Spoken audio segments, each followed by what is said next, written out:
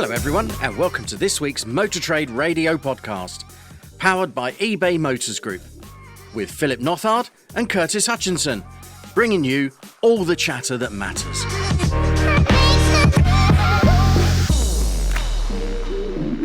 Well, we're heading into the first of the 3 bank holidays, Curtis.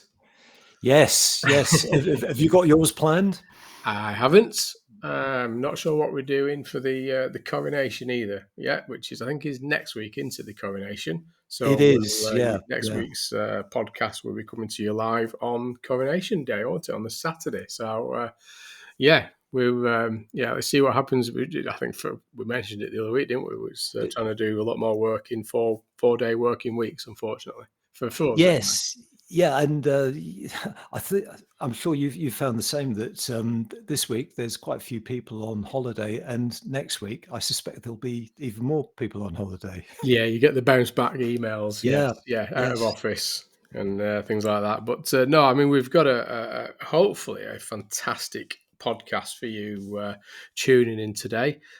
So this week we've got a chat with eBay Motors Group Lucy Tugby, and also a CAP HPI Derren Martin updates about used car retail and wholesale trends in April.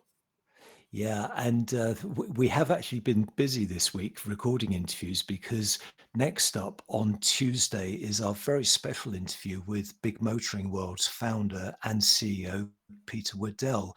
And we actually caught up with Peter during what was a particularly busy week for him, as he was opening the 6th supermarket sites in the group in Wimbledon, and he found time to have an extended chat with us, and as I say, we'll be streaming that episode from Tuesday morning, and you really won't want to miss that. You don't want to miss that one. I'm sure it might end up on the social channels as well, if I know Peter well enough. That I'm sure he'll be chatting about it in the way that he does on LinkedIn for definite. So yeah, keep tuned for that one on Tuesday morning. Motor Trade Radio podcast, powered by eBay Motors Group. So headlines this week are from Motor Trader, Car Dealer, AM and Auto Retail Agenda. And we'll start in a minute with Luscombe Motors boss Robin Luscombe says the time is right for dealers to start stocking used EVs despite price drops. So we'll find out why. Prices for small EVs forecast to match combustion engine cars in Europe by the mid-2020s, although SUVs will take a little longer. UK car production is up by 6% in Q1 as the chip shortage finally eases. Cazoo says its restructure is starting to bear fruit in Q1, and as Bristol Street Motors expands in Staffordshire as it takes over an ex-Cazoo site. And finally this week, SsangYong slashes 2 years, 50,000 miles from its 7-year warranty package. First up on this week's show, we have an exclusive preview of eBay Motor Group's market view for April, and we're delighted to welcome Marketing Director Lucy Tugby to talk us through it. So welcome to the podcast, Lucy. Great to have you with us. And you are a regular listener, aren't you? Because you usually listen whilst you're running. I am a regular listener. Yes, absolutely. And thank you very much for having me on the show. Yes, it's the perfect length of podcast for a 5K. So yeah, please don't make it any longer, because I'll have to run further. But we'll try not to. Keep it shorter and keep it interesting. That's the thing. Yeah. We should get a different music in ready for the runners that listen to us, shouldn't we? Get some different. But I mean, welcome. It's great to have you on, and it's kind of like, say, we feel like we've known you for years with this, but no, it's eventually got you on. So, as we know, as listeners will know, that we cover the market view every month on the show, and it provides a very useful barometer of how the retail side of the used car market is performing, particularly in terms of prices, dealers' stock levels, and days to sell. So, Lucy, can we start with stock levels and days to sell, as I know you've identified some interesting trends this month on that? Yeah, of course. Yeah, so I think overall average day stock levels actually remained unchanged month on month at 51 units, as did days to sell at 39 days. Stock year on year is still down, about minus 7.5%, due to the ongoing and sort of well-reported sort of industry challenges in this area. However, yes, there were definitely some winners and losers this month, and what the data was showing is that for franchise dealers, appear to have felt that squeeze in April, which actually Phil, my colleague, talked about when he came on the show last month, as those stock levels missed the sort of usual influx that we would see from part exchanges from March's plate change. With average franchise dealer stocks dropped month on month from 72 units to 71 units, and have now fallen consistently since January, where the peak was at 90 units. And actually, when we look at franchise dealers, stock in April 2023 is down nearly 10% year on year, and that is above that average of the stock declines for the industry. So with those depleted stocks, we are seeing that those days to sell increase month on month from 30 to 34 days. And then moving on to supermarkets, they also found themselves with those reduced stocks of 278 units compared to 282 in March. And their days to sell did increase as well from 28 to 30 days. On the positive side, independent dealers did buck that prevailing trend, and definitely maintained their month-on-month stock levels at 34 units. And they also shaved a day off their days to sell at 47 days. And Lucy, that is an interesting point you make specifically about the franchise dealers, because you would normally typically expect them to benefit from that influx of part exchanges over the course of March and into April. Yes, definitely. And we saw when we look back at our 2022 data, we definitely see that in March 22, the average stock for a franchise was at 73, and that increased to 79 in April 22. So it is something that's different this year, this time around. And also for this month's market view, you've spotted some specific EV stocking trends. Can you just take us through what you found? Yeah, it appears that dealers have shied away from that volatile pricing of the electric vehicles in April, definitely concentrating on perhaps more certain sort of stock in terms of petrol, hybrid and diesel. So EV stock volumes on motors dropped by 5% month on month. Price is obviously that limiting factor for these vehicles, which is a sort of disappointing trend to continue to see, as we all sort of want to move towards greener modes of transport. And obviously there's been a lot of media coverage with the falling EV prices, which are now affecting both buyers and dealers alike, who are more cautious to commit to EV in the short term. And actually, we in our recent consumer insight panel, which we ran in March, we found that 4 in 10 buyers said they would delay buying an EV this year if price drops did continue. So it's definitely making people more cautious to commit to EV.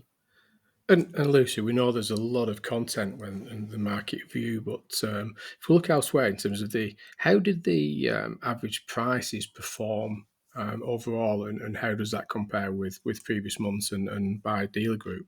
Yeah, I guess, average prices of used cars actually was stable in April, according to our data, rising just 0.2% during the month to an average of 18,498. This is still up, really, 7.4% year on year, so a considerable amount. And it's really driven by those younger cars, the 2 to 5 band, which are actually up 10% year on year, to the biggest growth of all the age bands.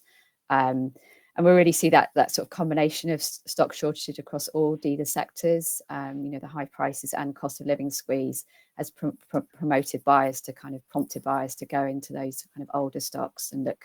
And that's where we're seeing, again, a huge number of page views generated. Around 3/4 of the page views are for vehicles aged 6 to 14 years old.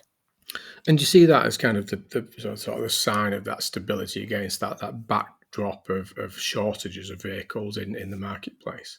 Yeah, definitely. I think we've seen this trend now for a number of months.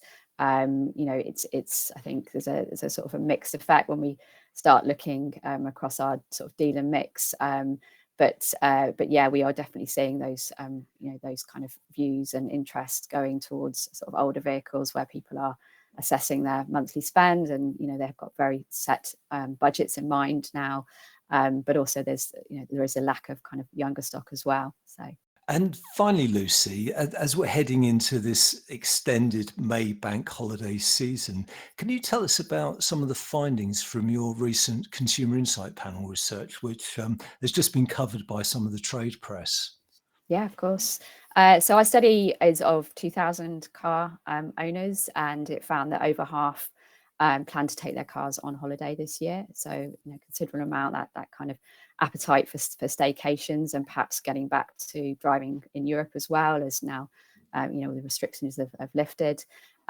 Almost a third of those planning to take their cars on holiday are planning to buy a more suitable vehicle. So they're very much needing to upgrade. Perhaps they put it off for a number of years, and now that they can get away on holiday, they need a more suitable vehicle. And that actually rises for those heading to Europe, where they potentially need roof racks and maybe even tow bars, and more space to take their families away. And we definitely see it that those buyers that are most likely to want to upgrade are parents with younger children, and surprisingly those that need the space for multiple suitcases and have the car seats, and perhaps taking the family dog as well. So it is a real opportunity for retailers to introduce that relevant messaging into their comms at this point. Many buyers will be out and about, hopefully over the upcoming bank holidays, going on mini breaks in their cars, perhaps assessing the suitability, perhaps getting frustrated with the lack of space. And actually it's a great time now to be talking to them about their plans for the sort of, the months ahead, as the longer summer breaks and the school holidays approach, and the chance to kind of start changing their cars now, so they have a better vehicle to be traveling away in.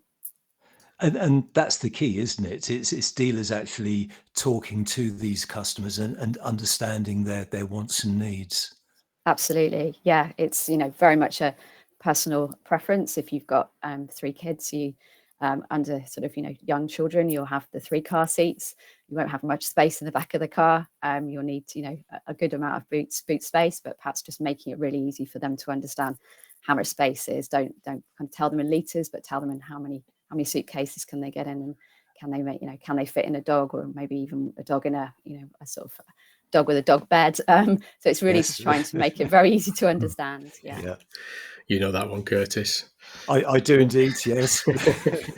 It is fascinating, though, isn't it? I mean, it's we think it's the basics, but it's actually that's what is wanted by consumers. They just need to understand that basic information that relates to what they want.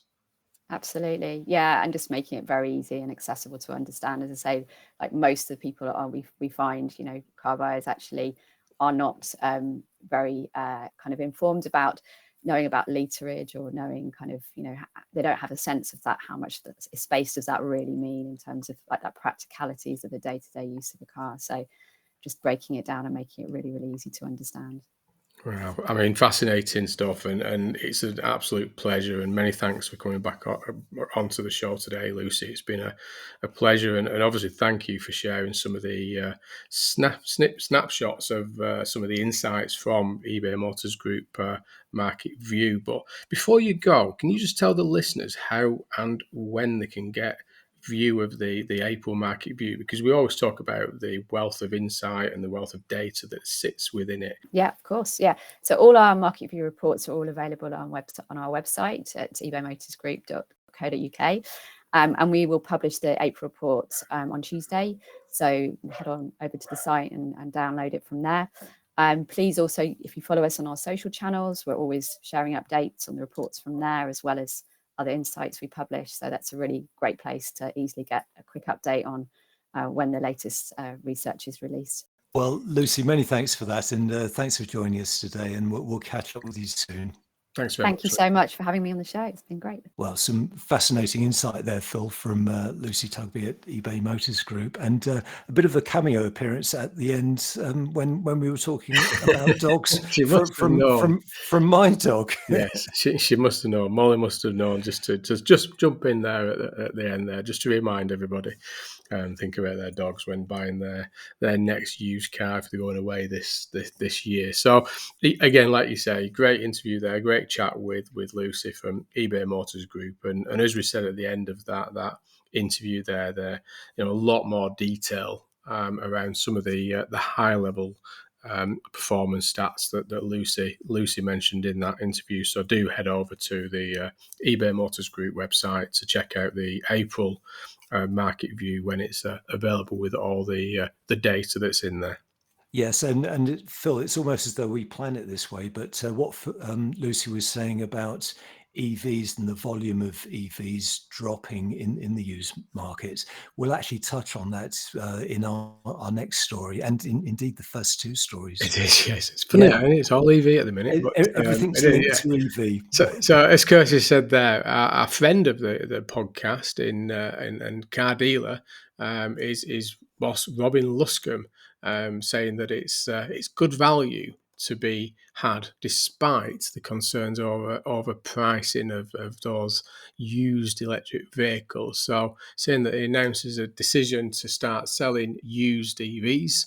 And that's coming from the latest from Robin there. So yeah, I mean, he's obviously saying that one of the leading dealers decided to buck the trend and is now actively on the lookout for used electric vehicle stock. I think there'll be some people listening to the podcast might be contacting Robin to say they've got some if he wants to buy them. But I think generally, we've been talking for a while on this one that the prices have come down at such a rate that some of them are looking very good value. And I think that's the point that Robin's trying to make here, that there is an opportunity with used battery electric vehicles if you know how to sell them, you know how to speak to the customers about it. Yeah, definitely. And we've picked up on this before, that within some groups, franchised and independent, there's been a reluctance, if not an outright ban, on sourcing EVs for stock. But Robin does maintain that now is actually a good time. And he compares the used EV market to buying stocks or property, and insists that demand remains in place for good electric cars. But he does emphasize that dealers need to be clued up on what they are selling and make all the information readily available to customers.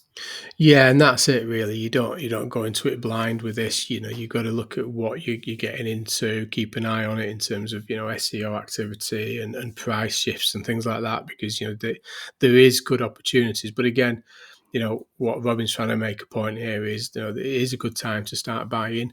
There is a point which we've already heard, and we may even hear later on from Derren Martin, but that some of the used battery electric vehicle prices have started to stabilise, and in certain instances have actually started to go up because of how good a value they do start to look on that forecourt now. So there's a lot happening in that space, and Robin's right. It is like stocks and shares, that you wouldn't go into the stocks and share market without knowing what you're doing.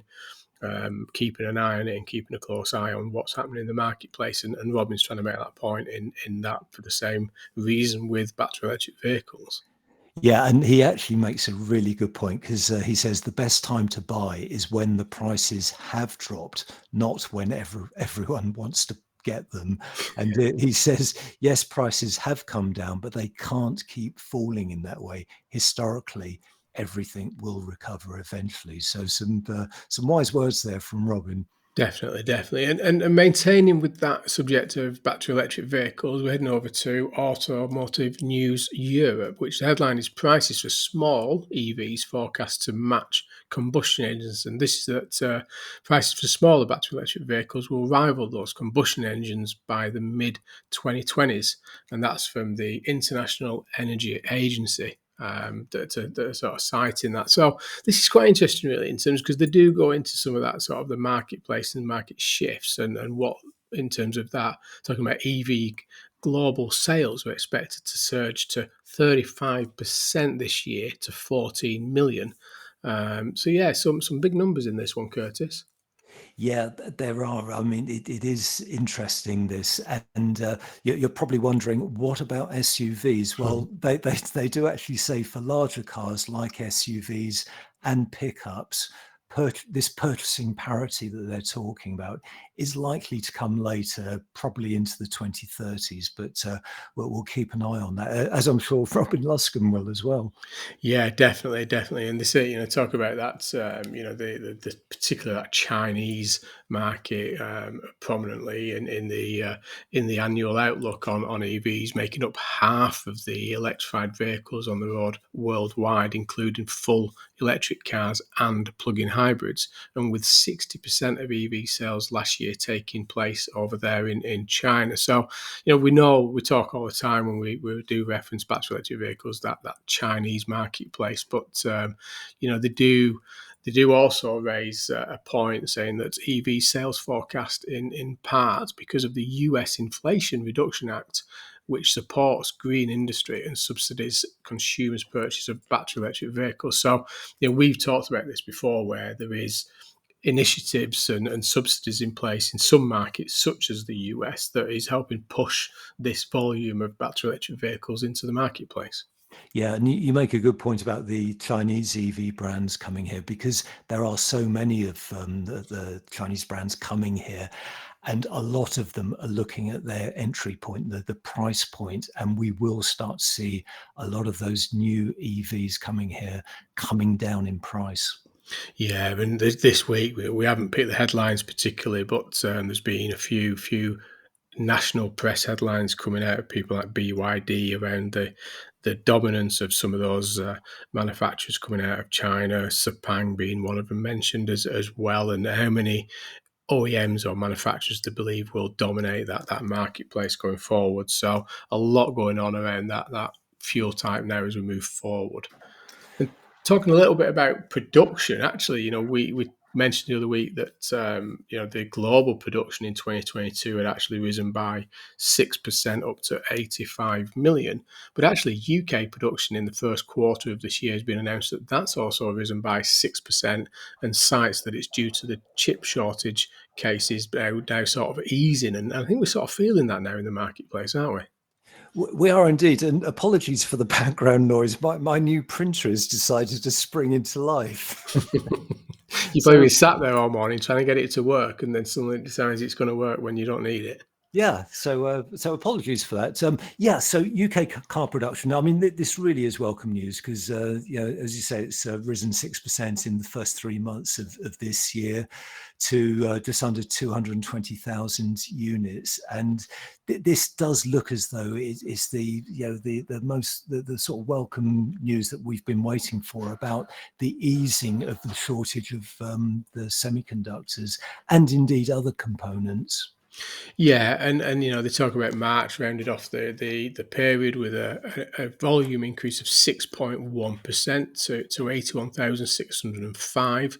Exports also drove that growth up 10.4% to 61,546, offsetting a 5.1% decline in car production for the UK, as 20,000 vehicles were made for the domestic market. So, we still remain a very high volume export market from our UK production, but they do cite that combined sales of hybrid, plug-in hybrid and battery electric vehicles increased 75% in March to 32,546 units. So, this is, again, albeit we're not at pre-pandemic levels, but everything's moving in that direction now, isn't it? It is indeed, yeah. And interesting quote there from Mike Hawes, chief exec of the SMMT, who says if British car manufacturing is to get back towards prior levels, with all the economic benefits that brings, we need to match the best in global competitiveness. So that's a familiar message coming from the SMMT there. You're listening to All the Chatter That Matters on Motor Trade Radio, powered by eBay Motors Group. This is your weekly one-stop shop for all the biggest car retailing headlines from across the media, available on demand wherever you are on your podcast feed. And obviously turning to EVs, we can't have a conversation around the market without talking a bit more detail about electric vehicles. But the values are down, I think, for the 8th month now in a row. I think it started last October, if I'm correct, and this time down 4.7%, which I think you cite that's equivalent to just over £1,000 on average. But this isn't quite as severe as we've seen, have we? And I know your editorial goes into quite a bit of detail around some of the dynamics that's taking place there. Yeah, so it's a drop of 4.7%. Previous months we've seen 6.6%, 5.5%, and 5.4%. We can't over-egg that. They are big movements. We don't normally see movements like that. An average drop in a month in more normal times would have been 1.5%, something like that. So obviously people don't buy or sell in percentage terms, but so that's equivalent to £1,050 this month. At the 1 year point, has been a 3.8% drop, which is equivalent to £1,300. So over that 8-month period, there's been nearly a 35% drop in values. So over a third of the value of EVs on average been wiped out in that time. So it's been an incredible period for it, and it continues. Yes, it's stabilized slightly because it's not as bad as it has been each of the previous 3 months, but that's still a big drop, that 4.7%. But again, devil in the detail. There are cars that have been more stable this month, EVs that have been more stable, and there are others that have continued to drop by pretty chunky amounts, really. And some of those, I've got some examples of some of the largest drops, which the Vauxhall Vivaro Life, I know it's a fairly niche vehicle, but the range isn't huge on that vehicle. That's come down by 11.5% in the month, which is over £2,200 at 3 years old. You've got the Hyundai Kona, it's come down by over 10%. Hyundai Ioniq has come down by 9%. The Corsa Electric has come down by 9%. You can see from the ones I'm sort of talking about there, Mocha Electric, nearly 9%.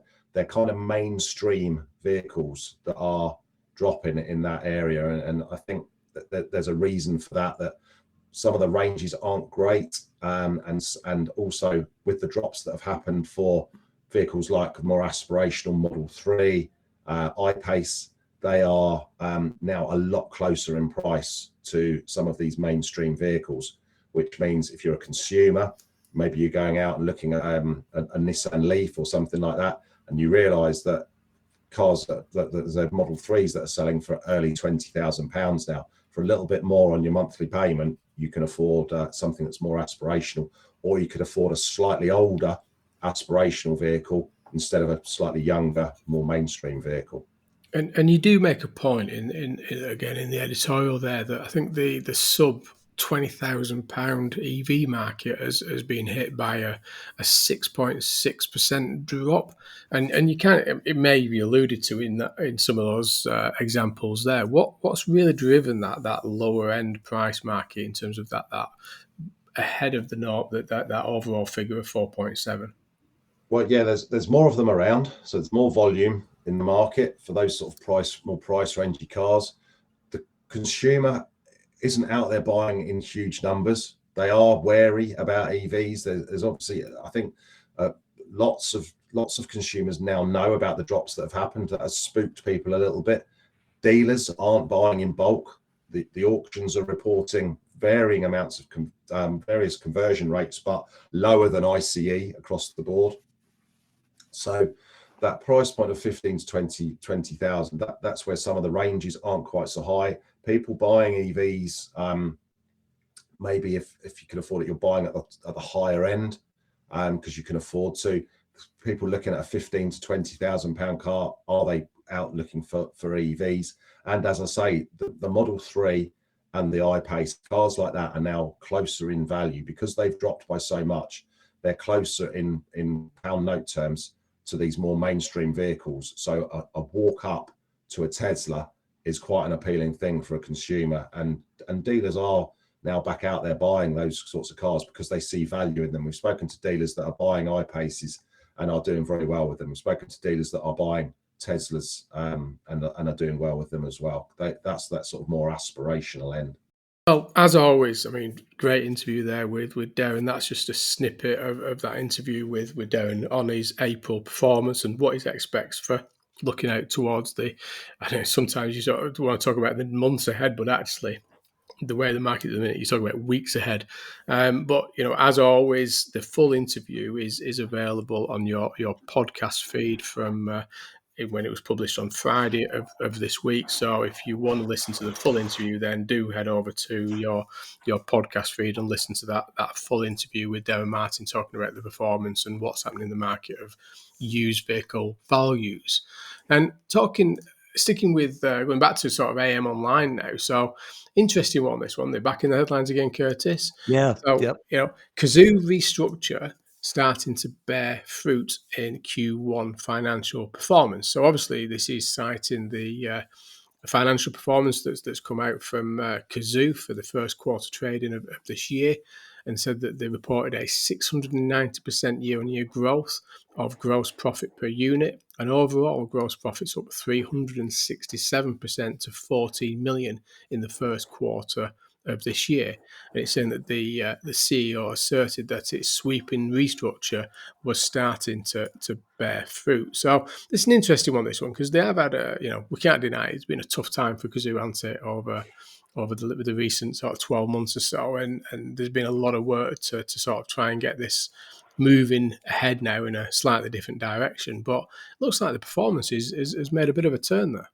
Yeah, and it does seem to be on the back of improved gross profit per unit, which climbed to £980 during the first 3 months of 2023, as a 29% reduction in wholesale vehicle sales saw the volume sold slow down to just shy of 17,500 units, and that compares to 18,670 in Q1 last year. But it's accelerating to reach its full-year target of £1,200, which it believes it would have achieved in March. Yeah, and there is quotations here from Chief Executive Paul Whitehead, and one of his comments is that saying that a record 52.5% of buyers, and that's up 47.4% in Q1 in 2022, arranged financing directly through Cazoo's online platform, with applicants delivering higher acceptance level rates. So it seems a bit of a change there. I mean, they're talking about there that the applications of delivering higher acceptance rates. So that's a shift and a half that in the first quarter, isn't it? It is, yeah, and it's worth giving a bit of context to this, because the story in AM does go on to say that there's been a massive restructuring going on at the business. So Cazoo has retained just 7 of its 22 customer centres, and has made hundreds of staff redundant, as part of those site closures. Also, used car preparation centres were closed as part of the restructure, which followed also the sale of its operations in Germany, Italy, and Spain. So we are talking about a much more slimmed down business now, aren't we? We are, yeah, and I mean they've still got some growth aspirations in terms of where they're at currently, and sort of they do cite at the very end in the story there that they're aiming to sell in 2023 between 50 and 60,000 cars. So they've got some clear aspirational growth plans there, and like you say, it looks like particularly in that first quarter of trading that it seems to have worked what they've done. And it's just a case now of redirecting and getting them back on that track of growth. So I'm sure this is the first of many stories that we'll start to see again coming out of Cazoo.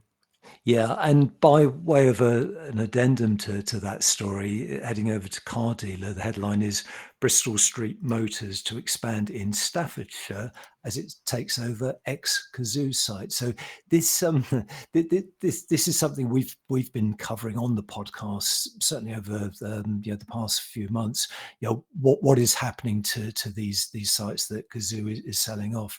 So I actually noticed during the week that Robert Forrester, CEO of Bristol Street Motors, announcing on Twitter and LinkedIn that the business would be opening a new site in Tamworth, having completed the lease assignment on an ex-Cazoo outlet. We don't actually know which franchise Robert and the team will be putting in there, but it just shows the attractiveness of some of these former Cazoo sites. Exactly, and if you can remember back to the interview we had with Robert, and he cited their sort of, when something becomes available, then they'll take advantage of it, and obviously saw this as a clear advantage, and like you say, not cited yet in terms of what they're going to do with that site, but it does look like that it's under the Bristol Street side of the Virtue business there. So one that we'll certainly keep a close eye on as to what they're going to be putting in there, whether it's a new opportunity or they are moving an existing business into that site. But we will watch that one closely.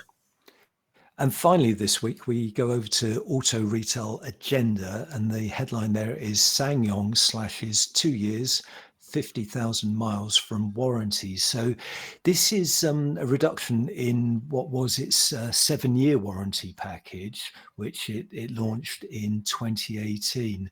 So the manufacturer told Auto Retail Network the change took effect from January. But when asked, did not explain why.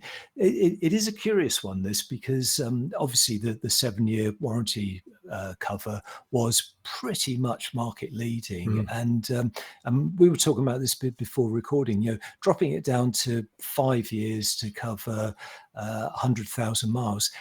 That's still pretty good, isn't it? It is, yeah. I mean, we can't get away. That's still, if you remember back, it was really, your majority of the warranties in the early days were 3 years and 60,000 miles. Yeah. That was it. And then obviously we saw Kia, Hyundai, and others come into the market that offered those longer warranties. But again, what is interesting in this, and we were talking like why are they doing this? What's why have they decided to do this? But actually, they're saying that it was initially when they talked about doing it and announced it to their retailers and customer base, it was very well received. But we're actually saying that they were quite disappointed by the move.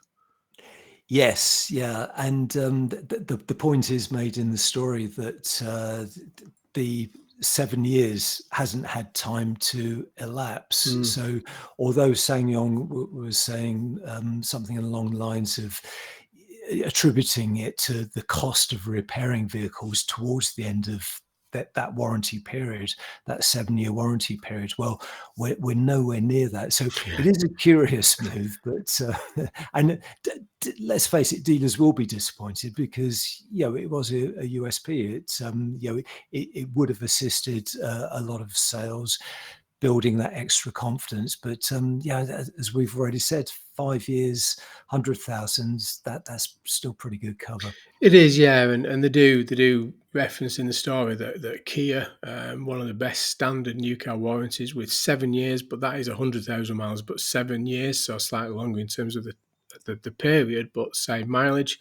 Toyota's 3 year, 60,000 year policy can be extended to a decade for vehicles up to 10-year-old, which is a recent strategic move by Toyota with that one to try and get those lapped older vehicles back into the franchise retail network.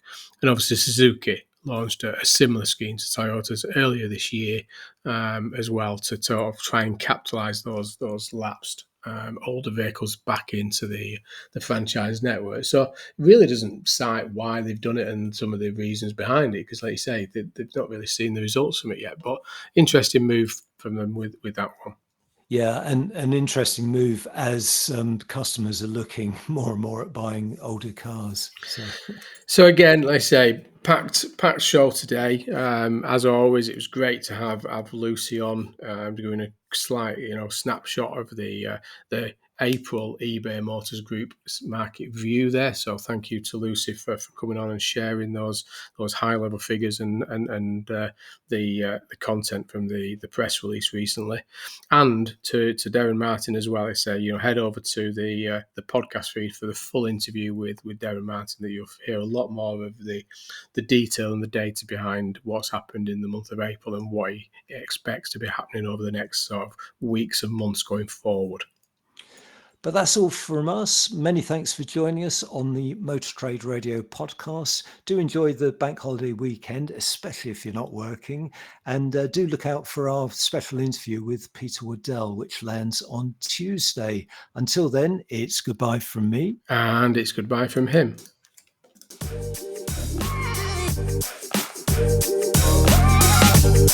You've been listening to Motor Trade Radio Podcast, powered by eBay Motors Group. We'll be sharing all the links from this week's headlines on Monday morning. So to make sure you receive them, just subscribe to the free newsletter on our LinkedIn page. Just search Motor Trade Radio Podcast.